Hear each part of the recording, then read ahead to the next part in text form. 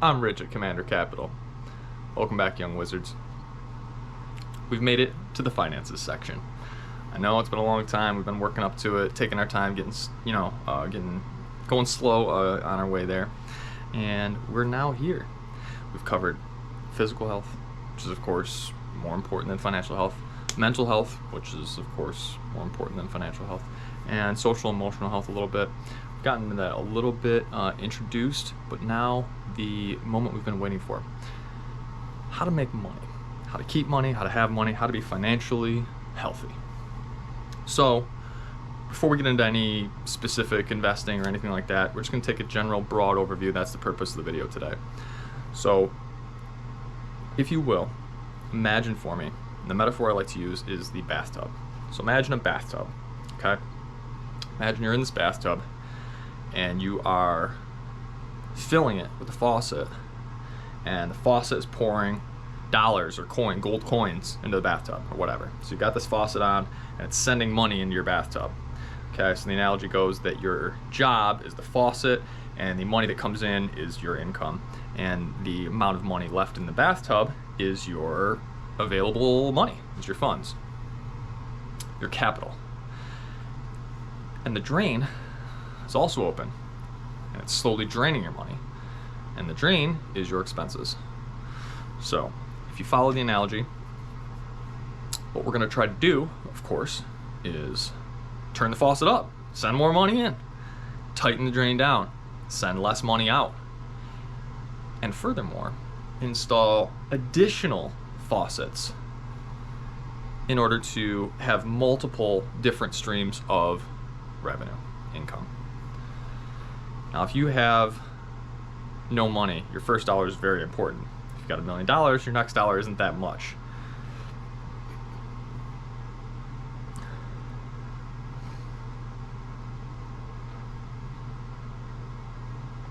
We're just gonna have to edit that out. So, what you want to do here is really focus on, firstly, your expenses. Most people say focus on your income. I say focus on your expenses. Stop spending money. What are you sending your money out toward? Where's your money going? Are you spending $5 on a drink, $10 on a drink, $20 at dinner, $50 at dinner? Are you taking trips? Are you buying new clothes? Or what are you doing with your money? Where's it go? So what I try to do is minimize cost. Because sure, it's easier to make more money, but more money coming in doesn't help you if you have just as much going out or more going out. So if you increase your income by 10%, but then you also increase your expenses by 10%, but you really haven't gone anywhere. Your bathtub is staying just as full. What you want is a very tight drain pipe, very low expenses, and very high income flowing in to fill your bathtub up.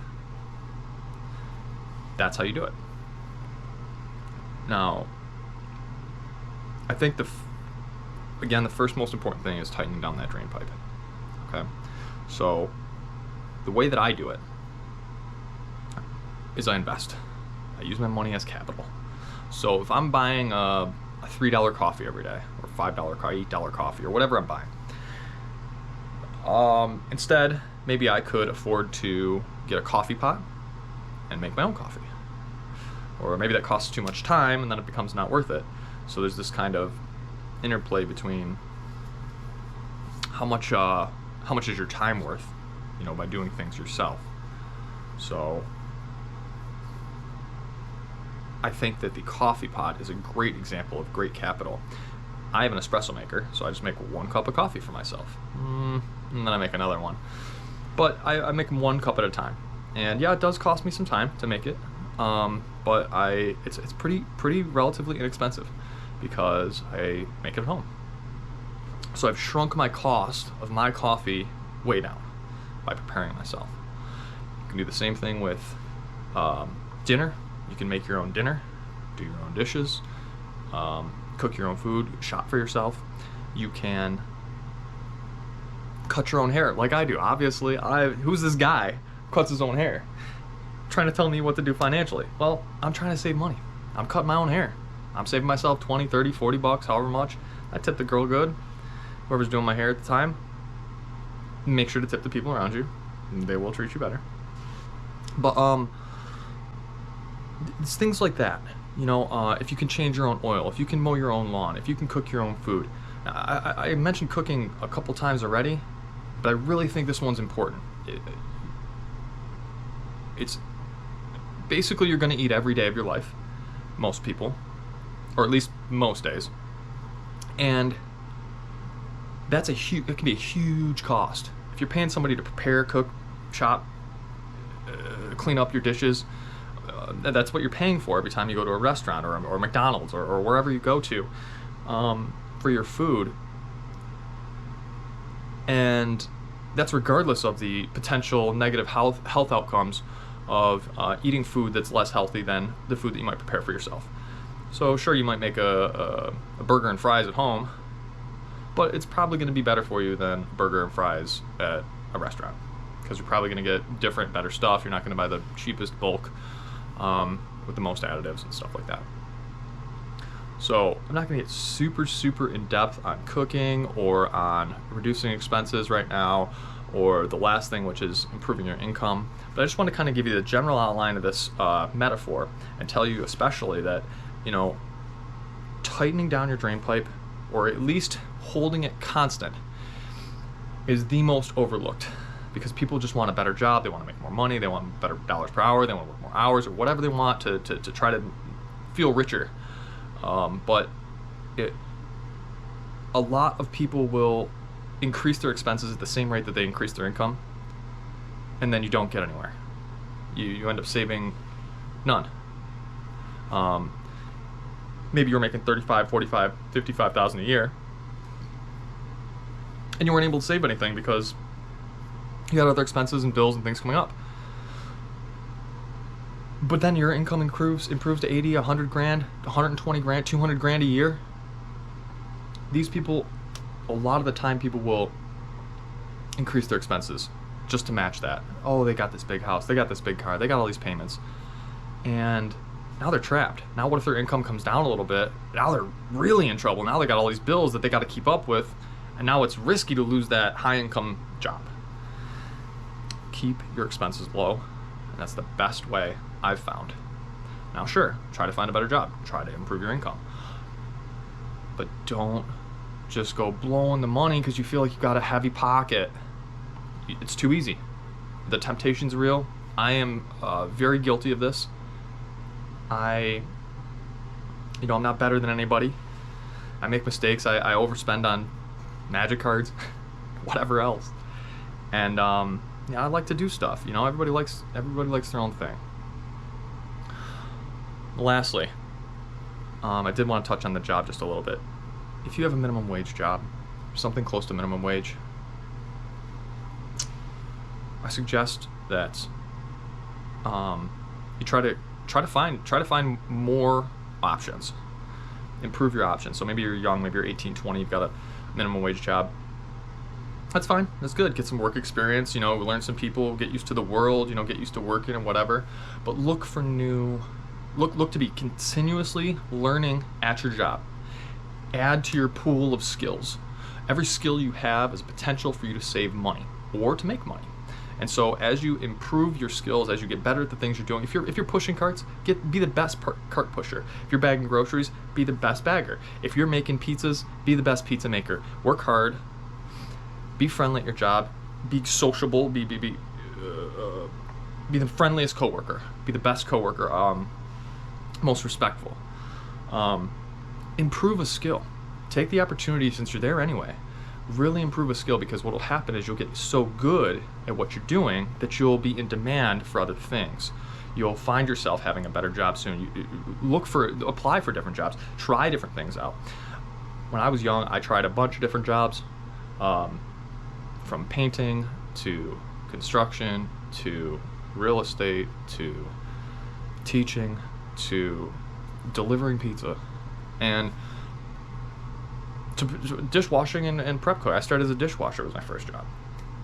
So Don't be ashamed of the work you have. Use it as an opportunity to build and grow your skills and your potential.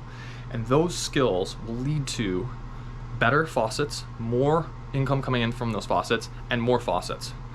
And so you'll have the opportunity eventually, as you become more skilled, more worldly, more mature, more disciplined and hardworking, you will create the opportunity and you will bring the demand. You will be in demand. The employers will want you there to do the job because you're good at it. And if you can focus on improving your skills, the jobs will become available. Also, there will be a part where you have to look for different jobs and try different jobs. And I suggest to everybody, if you're working a job, you're only making, so I say minimum wage is like $10 or $12 an hour right now here in 2023. So if you're making $10, $15, $20 an hour, somewhere around there, unless you're 18 or 20 years old, you're going to want to look for some better work. Try to find some better work. Try to get there quickly. Even if you're 18, try to find a tipped job. Try to deliver pizza. Try to serve. Try to be a busboy. Try to hopefully maybe you could be a bartender. Maybe that's your profession. Maybe you'd like to be a bartender. Bartenders can make tons of money. Look for a tipped position because I think they're really respected, undervalued,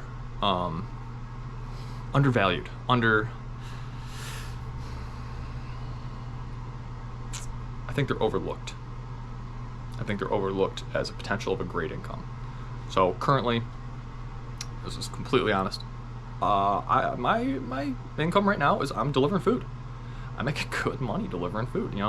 Compared to other people, some people are making more than me, for sure. Some people are making less than me, definitely. But I've found that I'm proficient with driving a vehicle, and so I can deliver the food to people quickly and get back and do it again quicker than the other drivers, and then I get more deliveries per night, and then because of that, I'm making more than the other drivers that I'm working with. And so there's actually a pretty decent difference between, the least paid drivers at my job and the most paid drivers at my job. And I'm one of the highest paid drivers at my job because I'm getting the most deliveries because I'm so good, not to blow my own horn, but I can navigate. I know the county, our around here, the numbering system for the roads and the streets and everything. I understand the numbering system. I can tell you where 42,645 is. I know where the streets are, where the numbers are. I can navigate it. I've figured it out, and I've spent a lot of time practicing this profession. I've gotten to the point where I can make pretty good money, and it's enough for me, and it's something that I'm good at, and it's something that I enjoy doing. I enjoy spending time in my car, and I hope that you can find a job that works for you. I didn't mind painting, but I didn't like it as much as driving. I didn't mind doing real estate, but I don't like it as much as driving. I didn't mind teaching at all. Actually, I probably loved teaching. It just didn't pay as well as driving, so I couldn't afford to continue to do it based on just the pay that it was. And so some people won't realize that that's how bad teachers get paid, is that I can be delivering pizzas and make twice as much. It's silly. So just keep in mind that whatever works for you, whatever is your specialty, whatever you enjoy, you're going to want to keep doing. And so it can be a good source of income for you because you want to keep doing it, because you want to keep showing up, because you want to keep trying to do it better, especially if you're driven by the money like I am. And I like to drive. I grew up driving four-wheelers around up north and through the woods and through the trails, and I'm driving four-wheelers. I'm 6, 8, 10, 12, 14 years old. And so I had a lot of experience, to be honest, on a four-wheel vehicle before I ever drove a car. So when I started driving a car, I'm like, wait, this is a perfectly flat road instead of a moguled dirt hill. Wait, this thing has a windshield and shocks, and I was driving these rickety old four-wheelers. Driving on pavement through a city is so easy to me. I mean, compared to what I was used to. It was like hard mode went to easy mode. Driving in the streets became so I'd flipped four-wheelers. I'd fallen, I've twisted, I hit stuff, and all this, the trails are not even, and so yeah, sure, there's potholes and whatever on the roads, but I really felt like driving a car was just so easy as soon as I started doing it, and as soon as I realized that I could start making tips, I was like, wow, this is pretty good income, So I did it when I was like 18, 20 or whatever, and I've actually found my way back to that profession because I found it to be very fruitful for me, very lucrative actually, enough to suit my needs, plenty enough to pay my bills and move myself ahead financially. So don't discount what there could be out there, something that might be something that you enjoy. I like being in my car, listen to my music and whatever, get some free time, send a snap off, and it's a good, comfortable job for me. I get to be outside, get to kind of walk and feel the weather all the time, and be away from my managers, not stand in the store for 8 hours straight. I kind of like that. So, you'd be surprised maybe what job might be out there that might be ideal for you. And if you can find one that works for you, that you enjoy doing, or that you don't mind that much, especially if you can find something you enjoy doing that, is kind of in demand and other people don't like to do it. Like, I found a lot of people don't like to drive, don't want to drive, don't have a car, have a DUI, can't drive, or whatever their issue is, that they can't do this profession. There's a lot of people blocked out from this profession. So I've got a car and I like to drive, so it's like it's suited for me and nobody else wants to do it. So I end up making quite a bit because it's in demand. There's nobody else. There's not a lot of competing drivers for these deliveries. Nobody wants to do it. Doesn't make sense to me, but I've found my little niche here, and I hope you find yours. But ultimately, I'm here today, standing here at this moment, late March 2023, talking into a camera, this green screen behind me, because I wanted meaning to my life. I wanted purpose. To satisfy that, I had to send my message out. So driving wasn't doing that for me, as much as I share and talk with people at work. I just wanted a little bigger of a reach. So that's what I'm here today for, and that's what our video will be about next time, is actualizing yourself, realizing your full potential, meeting your meaning, and finding your purpose or actualizing it. That's where we're going. That's where we were. We'll get more in depth in all the faucets and expenses and ways that you can tune down that in a different video later. But basically remember that there might be a job out there for you. Try different things. Improve your skills along the way. Be friendly, and other people will help you and clue you in. Talk to people around you at your job. They might give you a clue for another job, or they might invite you to another job. They might have an offer for you. They might know somebody that's hiring. So just I wish you well. I hope you're not working for $12 or $15 an hour for very long. If you are, I hope you find a way to make more. If you have a high income, if you're in the six-figure income, congratulations. But I hope you find a way to throttle your expenses. I'm not quite to the six-figure income. It just doesn't stress me at all. If my expenses are 20, 30, 40,000 a year and I'm making 50 or 60, it's fine. It's fine. So just keep in mind that